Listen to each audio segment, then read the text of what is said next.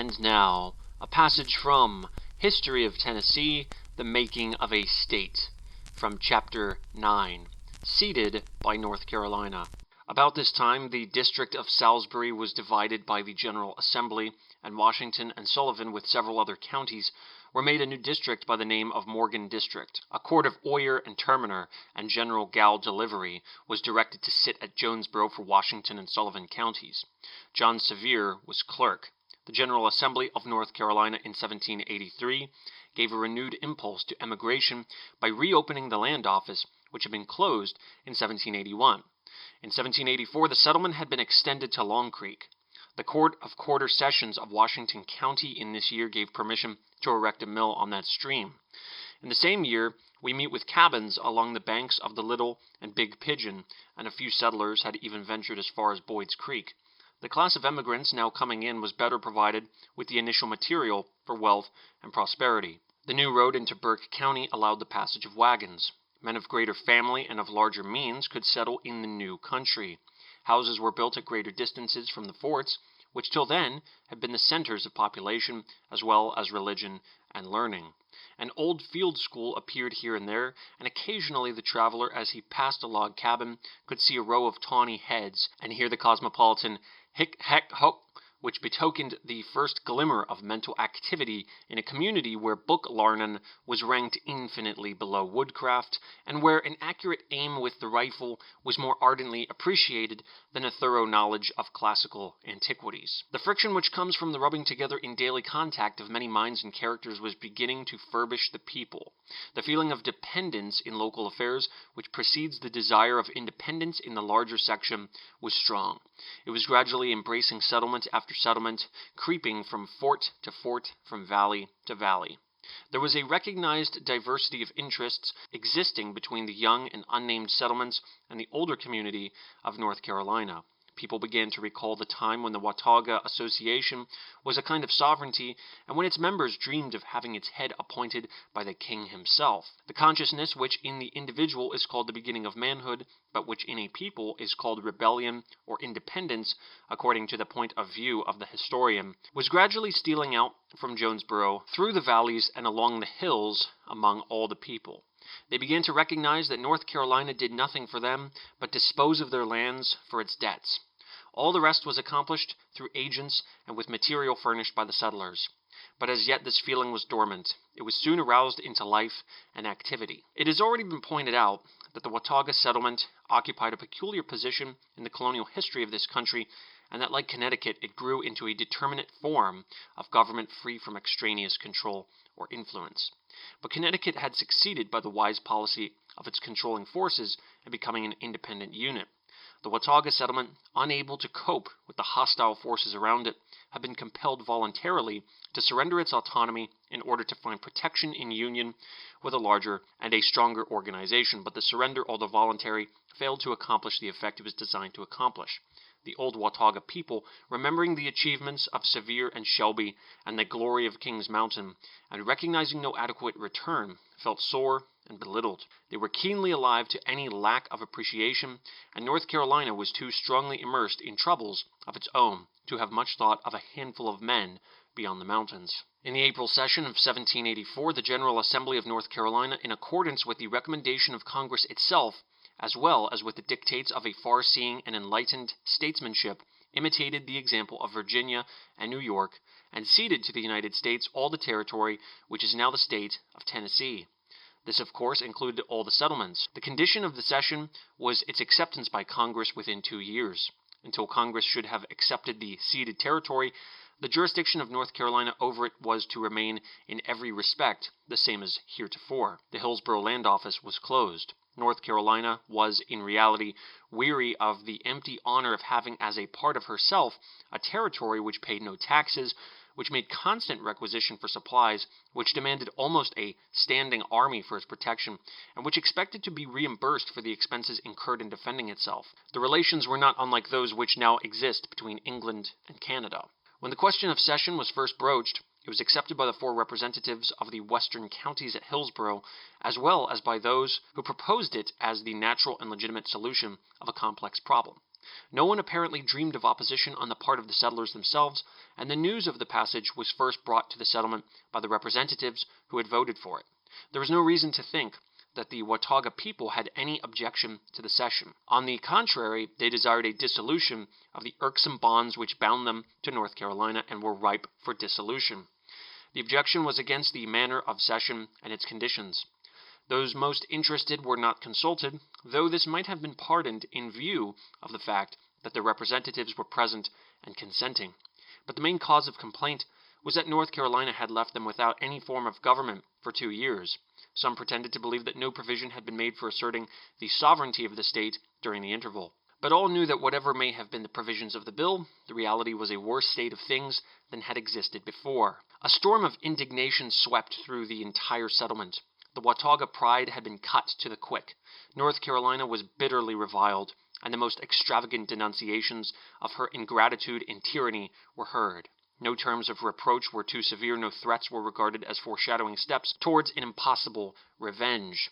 Even the most unprejudiced, even those who regarded the popular indignation as in a measure a ridiculous ebullition of local vanity, were alarmed by the impending contingency of 2 years of lawlessness and disorder. The impression was general and well-founded that North Carolina would trouble herself but little about the administration in a section which was soon to pass from her control. The most pressing evil was the lack of a proper judiciary or of an available militia organization. The Superior Court alone had jurisdiction of felonies, and no judge for the Western District had ever been appointed. Only a brigadier general could call out the entire militia of a district, and there was at that time no brigadier general. An Indian war was always an impending contingency. There was no adequate military organization, no method of compulsory enlistment, no means of collecting taxes. It was confidently expected, and with reason, that the country would again be the resort of the thriftless and the lawless, the vagabond and the assassin. The people regarded themselves without government, and, true to the traditions of their race, they sought the solution of the difficulty in their own resources. As naturally as they spoke the language of England, they turned to the laws of England. It is one of the noteworthy facts in the history of institutions that the possessors of English tradition always begin with the first primal germ of local self-government at hand, be it court leet, court of quarter sessions, township, county, school district, or military company, and build upward. The Watauga people had nothing so convenient as the militia companies, and they began with them as representing a more minutely varied constituency than the county court. Each company elected 2 representatives, and the representatives so elected in each county formed themselves into a committee, and the 3 committees of Washington, Sullivan, and Greene counties met as a kind of impromptu or temporary legislature, and decided to call a general convention to be elected by the people of the different counties. This convention met on the 23rd of August, 1784, at Jonesboro. John Sevier was elected president, and Landon Carter secretary. John Sevier is the most prominent name in Tennessee history, and within these limits and upon this field, he is the most brilliant military and civil figure this state has ever produced. Jackson attained a larger fame upon a broader field of action, and perhaps his mental scope may appear to fill a wider horizon to those who think his statesmanship equal to his generalship. But the results he accomplished affected the history of Tennessee only insofar as it formed a part of the United States. Sevier, however, was purely a Tennessean. He fought for Tennessee, he defined its boundaries, he watched over and guarded it in its beginning, he helped form it, and he exercised a decisive influence upon its development. It is safe to say that without Sevier, the history of Tennessee would in many important respects not be what it now is. He came of a Huguenot family named Xavier, though his immediate ancestors were from England, and the infusion of French blood gave him all the vivacity, impetuosity, ardent sympathies, and suave bearing which are popularly supposed to be characteristic of that nation. In personal appearance he was rather tall, erect, and even when young, inclined to robustness. He had the quick flash of eye and the hasty temper of the impetuous character. He excelled in the manly accomplishments of the age and surroundings in which he lived. As a horseman he had no equal, and he was fond of showing his craft to the best advantage by riding an animal of temper and mettle. In the art of Indian warfare he had no equal, and he never met a reverse. Mad Anthony Wayne was not a greater terror to the Indians of the Miami than was Sevier to the Indians of the Cumberland and the Tennessee. His rule of tactics was extreme caution in the absence or concealment of the enemy, reckless impetuosity in their presence.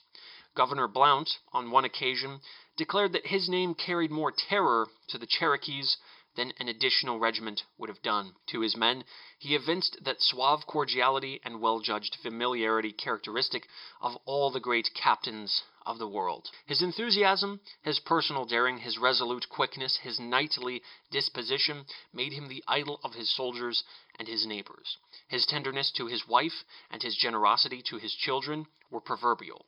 His house was always open, and nearly all of his expeditions against the Indians were partly at his own expense or the expense of the family. He was popularly known as Nolichucky Jack, and the grim mountaineers worshipped him with an extravagance of adoration. They loved him with a warm, almost intense personal regard which had grown from the time when with Robertson he successfully defended the Watauga fort against the largest band of Indians that had ever invaded the settlement, to the time when he had crushed them at Boyd's Creek. Sevier was not skilled in the learning of books, but of the life around him he was a thorough master. He could read the woods and the rivers, and the minds and the thoughts of men, and he knew how to use his knowledge. This was sufficient, but it must not be thought that he lacked the rudiments of education. He could write well and forcibly, and though a spelling bee of the present day might have put him to the blush, he could spell as well as the average. His chief claim to a higher order of ability is justified by his clear vision of the present needs of his people and of the future requirements of the state, whose greatness he foresaw. He was one of the committee of 5 in the Watauga Association. He saw the necessity of a union between Watauga and North Carolina until the former had sufficient strength to maintain itself against outward encroachments.